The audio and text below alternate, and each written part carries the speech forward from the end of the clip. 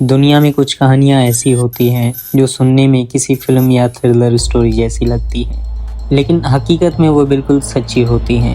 اور ایسی ہی ایک کہانی ہے جیفری ایپسٹین کی، جو ایک امریکی بلینئر تھا جس کا نام دنیا کے سب سے بڑے مسٹیریس اسکینڈل میں لیا جاتا ہے۔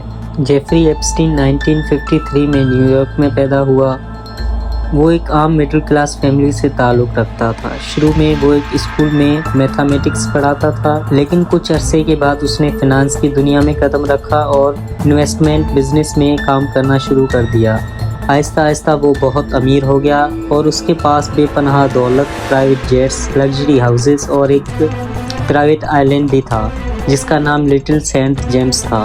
وقت کے ساتھ ایپسٹین کا سرکل بہت طاقتور لوگوں کے ساتھ بن گیا۔ ان کے تعلقات دنیا کے مشہور سیاستدانوں، بزنس مین اور سیلیبریٹیز کے ساتھ بن گئے، جن میں بل کلنٹن، پرنس اینڈریو اور ڈونلڈ ٹرمپ کے نام شامل ہیں۔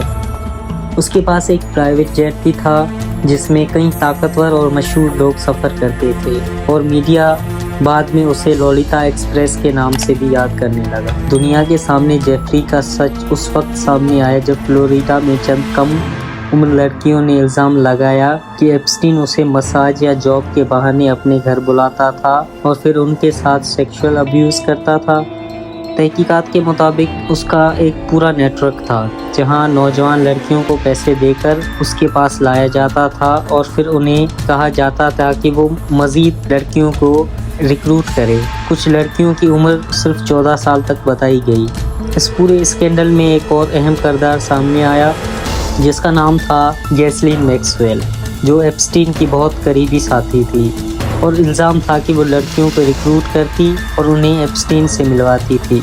بعد میں امریکی عدالت نے اسے سیکس ٹریفکنگ میں مجرم قرار دیا گیا اور اسے 20 سال کی سزا سنائی گئی۔ پہلی بار یہ کیس 2005 میں فلوریڈا میں سامنے آیا جب ایک لڑکی کے والدین نے پولیس میں شکایت کی۔ پولیس اور ایف بی آئی نے تحقیقات شروع کی اور کئی متاثرہ لڑکیوں نے بیان دیا، لیکن حیران کن طور پر 2008 میں ایپسٹین نے ایک کنٹروورشل پلی ڈیل کر لی جس کے تحت اسے صرف 13 مہینے جیل کی سزا ملی، اور وہ بھی اس طرح کہ اسے دن میں جیل سے باہر جانے کی اجازت تھی۔ اس ڈیل پر بعد میں بہت تنقید ہوئی کیونکہ بہت سے لوگوں کا ماننا تھا کہ اس کے طاقتور تعلقات نے اسے بڑی سزا سے بچا لیا۔ کئی سالوں تک یہ معاملہ دب گیا، لیکن 2018 میں ایک امریکی اخبار نے اس کیس پر بڑی انویسٹیگیشن رپورٹ شائع کی، جس کے بعد درجنوں خواتین سامنے آئی اور انہوں نے بتایا کہ وہ بھی ایپسٹین کا شکار بن چکی ہے۔ اس نئی تحقیق کے بعد امریکی حکومت نے دوبارہ کیس کھولا اور 6 جولائی 2019 کو جیفری ایپسٹین کو نیو یارک میں دوبارہ گرفتار کر لیا گیا اور اس پر فیڈرل چارجز لگائے گئے، جن میں سیکس ٹریفکنگ اور مائنر کے ساتھ سیکشول ایکسپلوئٹیشن جیسے سنگین الزامات شامل تھے۔ یہ کیس اب دنیا کے سب سے بڑے کرمنل اسکینڈل میں تبدیل ہو چکا اور پوری دنیا کی نظریں اس مقدمے پر تھیں۔ لیکن پھر 10 اگست 2019 میں ایک ایسی خبر آئی جس نے سب کو حیران کر دیا، کیونکہ جیفری ایپسٹین نیو یارک کی جیل میں مردہ پایا گیا۔ سرکاری انویسٹیگیشن کے مطابق اس نے خودکشی کر لی تھی، لیکن بہت سے لوگوں نے اس پر شک ظاہر کیا کیونکہ اس وقت جیل کے کچھ سیکیورٹی کیمراز کام نہیں کر رہے تھے اور گارڈ بھی اپنی جگہ پر موجود نہیں تھے۔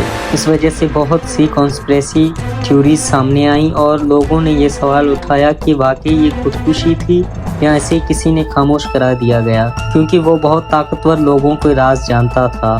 اس کیس کے بعد ایک اور چیز نے دنیا کی توجہ حاصل کی جسے میڈیا نے ایپسٹین فائل کا نام دیا۔ اس فائلز میں ہزاروں emails, flight logs, contact list اور کورٹ ریکارڈ پر مشتمل فائلیں تھیں، جن میں یہ معلومات تھی کہ کون کون لوگ ایپسٹین کے ساتھ رابطے میں تھے یا اس کے پرائیویٹ جیٹ میں سفر کر چکے تھے۔ ان فائلوں میں کئی فیمس لوگوں کے نام سامنے آئے، لیکن یہ بات یاد رکھنا ضروری ہے کہ کسی فائل میں نام آ جانا خود بخود جرم ثابت نہیں کرتا۔